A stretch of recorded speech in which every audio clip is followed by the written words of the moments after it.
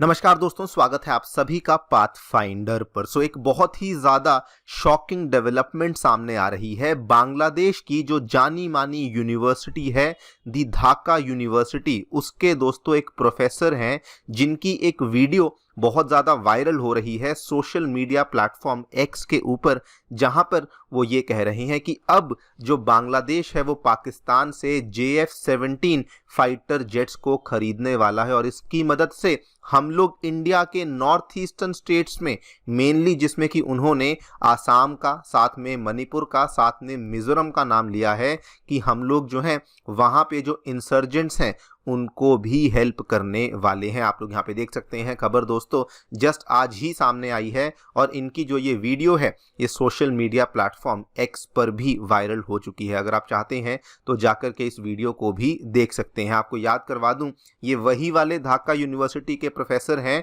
जिन्होंने आज से 2 महीने पहले सितंबर के महीने में ये कहा था कि बांग्लादेश को पाकिस्तान के साथ एक न्यूक्लियर ट्रीटी साइन कर लेनी चाहिए, उनके जो न्यूक्लियर हथियार हैं वो हमें खरीद लेने चाहिए, सो दैट बांग्लादेश भी आगे बढ़कर एक न्यूक्लियर पावर बन सके। नाउ ये शॉकिंग बन जाता है मेनली फॉर 2-3 मेजर रीजंस। पहली बात तो दोस्तों, जब से यूनस की गवर्नमेंट आई है बांग्लादेश में, तब से वहां पर जो एंटी इंडिया सेंटिमेंट्स हैं ये बहुत ज़्यादा बढ़ चुके हैं। एंड ये शॉकिंग इसलिए है बिकॉज जो ये इस तरीके के anti India and pro Yunus जो कमेंट्स हमें देखने को मिलते हैं, इस चीज को लेकर वहां की यूनस गवर्नमेंट कोई भी कदम नहीं ले रही है। बल्कि अगर आप देखें तो जस्ट कल ही की बात है, वहां के जो फॉरेन अफेयर्स एडवाइजर हैं मिस्टर तुहीद, उन्होंने तो बल्कि एक इंटरव्यू में ये कहा कि अगस्त 5 के बाद इंडिया और बांग्लादेश के बीच के जो रिलेशनशिप है, जो सर्कमस्टांसेस है, ये काफी बदल चुके हैं।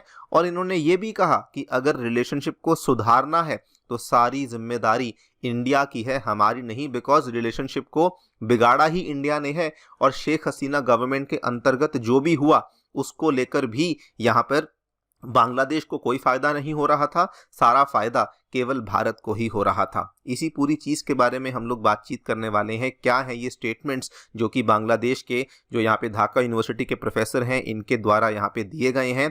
ऑल्सो समझेंगे कि इनके जो स्टेटमेंट्स हैं उसके भारत के लिए क्या मायने हैं, शुड इंडिया बी वरिड और नॉट, उसके बारे में चर्चा भी करी जाएगी। आइए शुरू करते हैं मेरे साथ। मेरा नाम है अनिरुद्ध।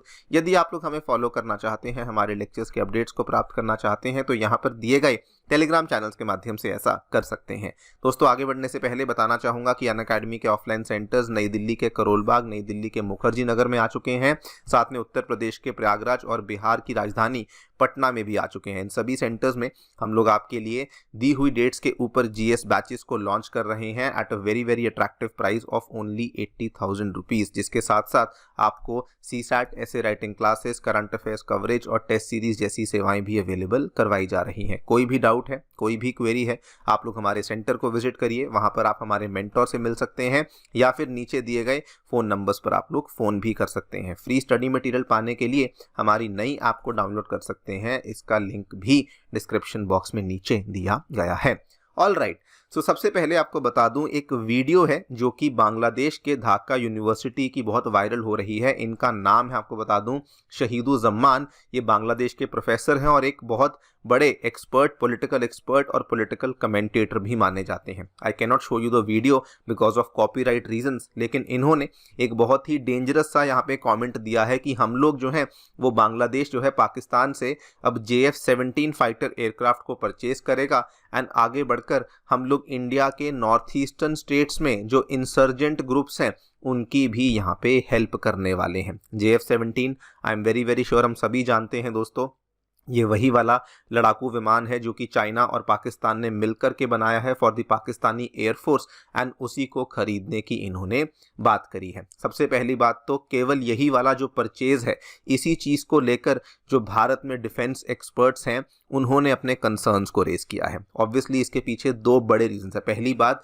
जिस दिन से शेख हसीना की गवर्नमेंट गिरी है, पहले तो आप देखिए उसके जस्ट कुछ ही दिन के बाद 6 सितंबर को खबर सामने आई थी, जिसको लेकर हमारे डिफेंस मिनिस्टर श्री राजनाथ सिंह जी ने एक रेड फ्लैग रेस किया था कि बांग्लादेश जो है वो पाकिस्तान से अब जल्दी ही हथियारों को खरीदना शुरू करेगा। एंड इनफैक्ट जस्ट आज से कुछ ही दिन पहले हमने देखा था कि पाकिस्तान से बांग्लादेश की तरफ जो पहली डायरेक्ट कार्गो शिपमेंट है वो भी जा चुकी है।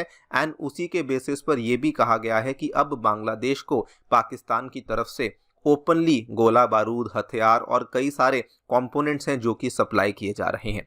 अगर ये सब हो रहा है तो यस, इसके अंतर्गत अब एक्सपर्ट्स का ये यहाँ पर कंसर्न रेस करना बिल्कुल वाजिब है कि आगे बढ़कर के अगर बांग्लादेश जो है वो JF-17 को परचेज करता है तो ये इंडिया के लिए एक बहुत बड़ा सिक्योरिटी कंसर्न या फिर सिक्योरिटी नाइटमेयर भी यहाँ पे साबित हो सकता है।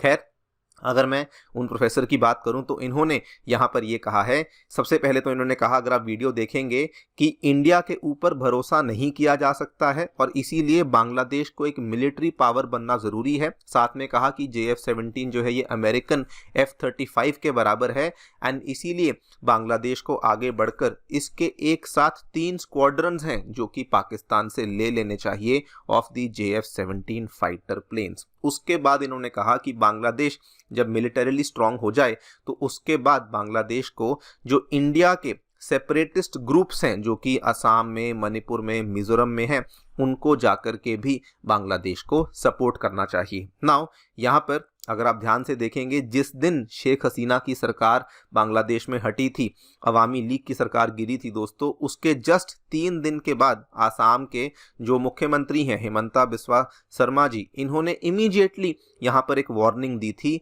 इन्होंने कहा था कि अब बांग्लादेश में चूंकि इंस्टेबिलिटी आ चुकी है तो इसकी वजह से हमारे भारत के नॉर्थ ईस्ट में जो इंसर्जेंट ग्रुप्स हैं उनको फिर से बांग्लादेश में सेफ हेवन मिल सकता है, जिससे कि north eastern part of India में जो इंसर्जेंसी है ये फिर से शुरू हो भी सकती है। आप लोग यहाँ पे देखिए, इन्होंने कहा भी था, ये सेम बात कही थी और इन्होंने बल्कि पर्टिकुलरली आसाम को लेकर ये कहा था कि उल्फा और NDFB जिसके साथ सेंट्रल गवर्नमेंट ने बहुत सालों की मशक्कत, बहुत सालों की मेहनत के बाद उनके साथ हमने अग्रीमेंट्स को साइन किया था, देयर इज़ अ पॉसिबिलिटी कि वो वाले अग्रीमेंट्स आज वायलेट हो सकते हैं एंड उसके बेसिस पर जो इंसर्जेंट ग्रुप्स हैं वो एक बार फिर से नॉर्थ ईस्ट में, आसाम में यहाँ पे एक्टिव हो सकते हैं। और अब आप देखिए जो इन्होंने स्टेटमेंट दिया है बांग्लादेश के प्रोफेसर ने, इन्होंने यही बात कही है कि हम लोग आसाम में, मिजोरम में, मणिपुर में सेपरेटिस्ट मूवमेंट्स को सपोर्ट करेंगे। ये वरिसम बन जाता है। एक तो ऑलरेडी हमारे नॉर्थ ईस्ट इंडिया में सब जगह पे हालात बहुत ज़्यादा सही नहीं चल रहे, स्पेशली अगर मैं मणिपुर की या आसाम की बात करूं। एंड अब बांग्लादेश जो है, जब तक वो शेख हसीना के अंतर्गत थी दोस्तों, उन्होंने कभी भी इंडिया की रीजनल पॉलिटिक्स में किसी प्रकार का भी स्टैंड नहीं लिया, किसी प्रकार की इंटरफेरेंस नहीं करी एंड उन्होंने हमेशा कोशिश यही किया कि सिक्योरिटी को मेंटेन किया जाए। लेकिन अब जो ये स्टेटमेंट्स दे रहे हैं इसके बेसिस पर ये ऑब्वियसली भारत के लिए बहुत ज़्यादा कंसर्निंग सिचुएशन बन जाती है। नाउ अगर आप ओवरऑल देखें, पिछले 2-2.5 महीने में, पिछले 100 डेज में हमें जो भी एक्टिविटीज़ देखने को मिल रही हैं ये क्लियरली दर्शाता है कि बांग्लादेश जो है वो बहुत ज़्यादा प्रो इस्लामिस्ट हो चुका है, एंटी इंडिया हो चुका है। अगर आप आज से 2 महीने पहले की खबर देखेंगे तो जब यूनस सरकार सत्ता में आई थी, उन्होंने आते ही सबसे पहले जो वहाँ के एक टेररिस्ट थे उनको जेल से रिहा किया था, जिनका नाम था जशीमुद्दीन रहमानी। और इसने रिहा होने के बाद सबसे पहले एक वायरल वीडियो रिलीज करी थी। आप देखिए 13 सितंबर को उस वायरल वीडियो में इसने कहा था कि we need to free Bengal from Modi's rule, और साथ में चिकन नेक को कट ऑफ करने की चेतावनी दी थी कि अगर इंडिया ने कोई भी इंटरफेरेंस करी तो हम चाइना की मदद से इंडिया के चिकन नेक को ही कट डाउन कर देंगे। ना ये बांग्लादेश के ऊपर एक बहुत बड़ा सवाल है कि जब इस तरह के स्टेटमेंट्स, जब इस तरह के बहुत ज़्यादा अग्रेसिव, बहुत ज़्यादा इन्फ्लेमेटरी स्टेटमेंट्स वहाँ पे लोग दे रहे हैं, इनको लेकर यूनस गवर्नमेंट कुछ नहीं करती, लेकिन हिंदू प्रीस्ट को, इस्कॉन प्रीस्ट को बांग्लादेश के द्वारा अरेस्ट किया जा रहा है। इस्कॉन की पूरी मूवमेंट को फंडामेंटलिस्ट मूवमेंट डिक्लेयर कर दिया गया है। रिसेंटली आपने देखा होगा, पहले इस्कॉन के एक प्रीस्ट को अरेस्ट किया गया, उसके बाद कल 2 और हिंदू प्रीस्ट को बांग्लादेश में दोस्तों अरेस्ट कर लिया गया है। एंड अगर आप ओवरऑल चीज़ की एनालिसिस को देखेंगे तो ये बात इंडिया पहले भी बोल चुकी है एंड अभी भी ये बात बिल्कुल वैलिड है कि जिस तरीके से वहाँ पर जमाते इस्लामी हुआ, हिज़्ब तहरीर हुआ, ये सब जो चीज़ें हैं वहाँ पर बहुत प्रोमिनेंस में आ रही हैं, ये डेफिनेटली इंडिया के लिए एक चिंता का विषय बनता जा रहा है। देखते हैं क्या होता है। आपकी क्या राय है, हमें डेफिनेटली बताएं कमेंट सेक्शन में। Thank you so much for listening. Stay tuned and stay